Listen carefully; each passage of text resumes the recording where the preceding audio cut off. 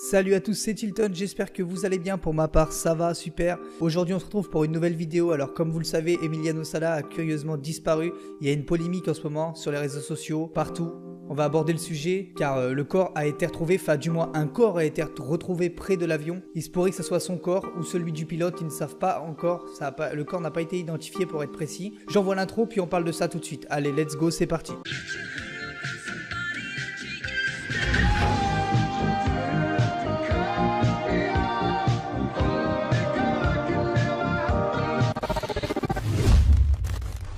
Alors on va commencer depuis le début, car certains d'entre vous ne savent pas forcément l'histoire complète, car beaucoup d'articles sont faux, il y a beaucoup de fakes, il y en a qui font des vidéos, mais malheureusement ils ne savent pas grand chose, ils font juste ça exprès pour le buzz, mais il faut vraiment regarder partout, parce qu'il y a beaucoup de fakes les gars. Voilà. Donc pour commencer, il y a bientôt 2 semaines, Emiliano Sala, âgé de 28 ans, et David E. Boston, le pilote, âgé de 59 ans, était parti de Nantes, dans l'ouest de la France, où l'attaquant évoluait jusque-là et devait rejoindre Cardiff, au Pays de Galles, ville du club avec lequel il venait de s'engager. Mais malheureusement, ils n'y arriveront jamais. Personne n'a de nouvelles. Du coup, tout le monde se demandait bien ce qui a pu se passer. Leurs familles s'inquiétaient, ils se demandaient ce qui se passait. Du coup, la famille d'Emiliano Sala a décidé d'ouvrir une cagnotte en ligne pour financer les recherches, afin de comprendre ce qui s'est passé. 4 jours après la disparition de l'avion, les recherches ont été interrompues. Si cette décision a indigné de nombreuses personnes, sa sœur Romina, elle, supplie de poursuivre les recherches persuadée qu'il est en vie. Elle livre un message déchirant. « Je vous en supplie, n'arrêtez pas de les chercher. » Emiliano Sala est toujours porté disparu. Si des recherches avaient été lancées afin de le retrouver, la police a décidé de les stopper. Le mystère reste donc entier. Quant au sort de l'ex-attaquant du FC Nantes et du pilote anéanti, la sœur du sportif a pris la parole pour demander aux autorités de poursuivre les recherches.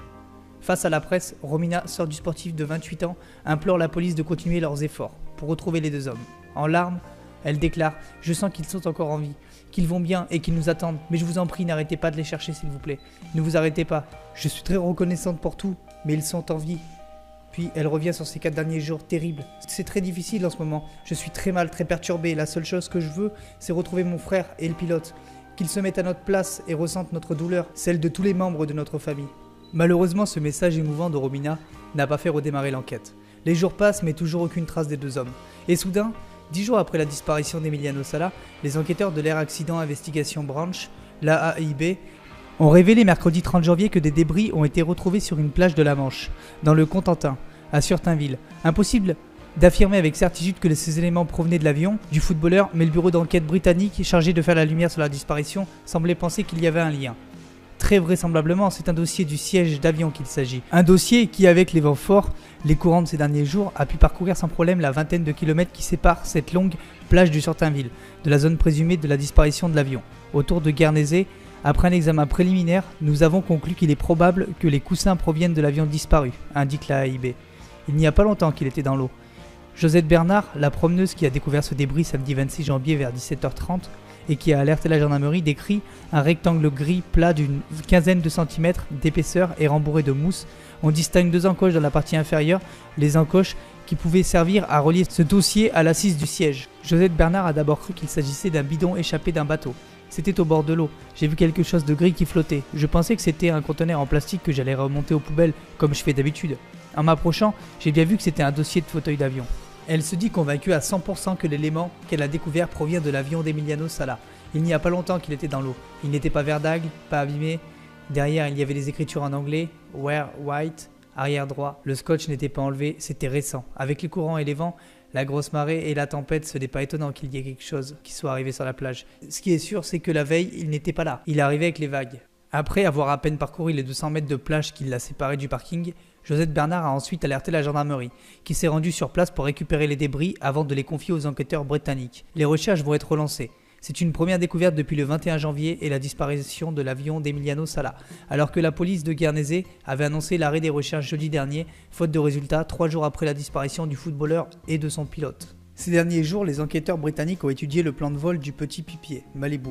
Ils ont examiné sa dernière position radar et ils ont parvenu à délimiter une zone de recherche de 4 miles nautiques sur 4, un carré d'un peu moins de 14 km².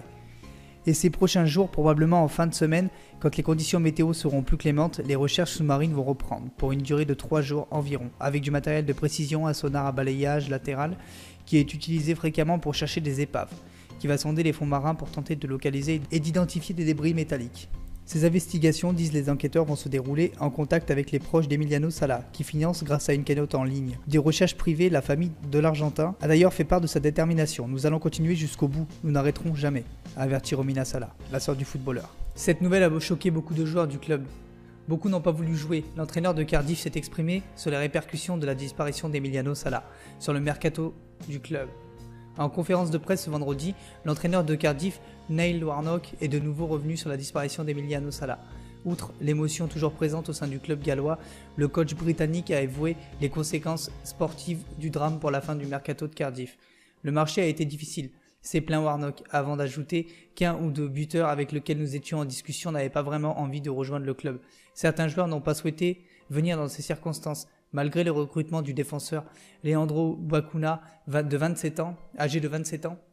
Pour 4 ans et demi, les Bluebirds n'ont pas réalisé le mercato attendu, alors que les Gallois sont 18e de Premier League et premiers relégables, avant d'accueillir Bournemouth samedi. L'émotion de la disparition d'Emiliano Sala reste toujours palpable dans le monde du football. Après l'hommage poignant de ses ex-partenaires du FC Nantes face à Saint-Étienne et la découverte des potentiels premiers débris de l'avion de l'attaquant argentin, les recherches continuent pour tenter de trouver l'épave de l'avion de l'attaquant argentin. Les enquêteurs britanniques de la AIB ont communiqué ce lundi 4 février à propos de l'épave de l'avion d'Emiliano Sala et de son pilote, retrouvé dimanche matin dans la Manche. Un corps est visible à l'intérieur. Un occupant est visible au milieu de l'épave.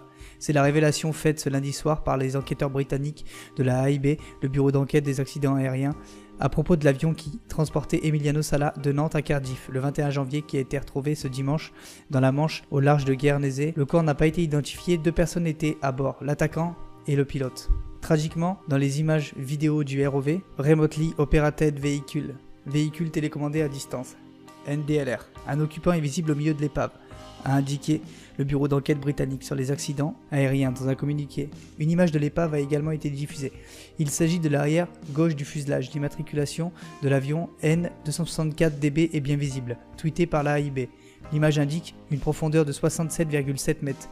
L'avion repéré lors des recherches sous-marines, l'AIB a indiqué qu'elle publiera un premier rapport à propos de l'accident dans un délai d'1 mois.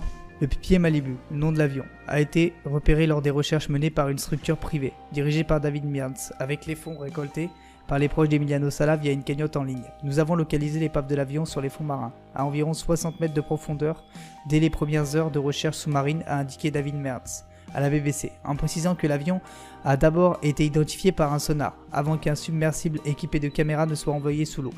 Cette vidéo touche à sa fin, j'espère qu'elle vous aura plu en tout cas. N'hésitez pas à mettre un gros pouce bleu pour soutenir Emiliano Sala et le pilote. N'hésitez pas à vous abonner si ce n'est pas déjà fait. Sur ce, on va regarder quelques images d'Emiliano Sala en hommage. Voilà, cette vidéo touche à sa fin. Ciao!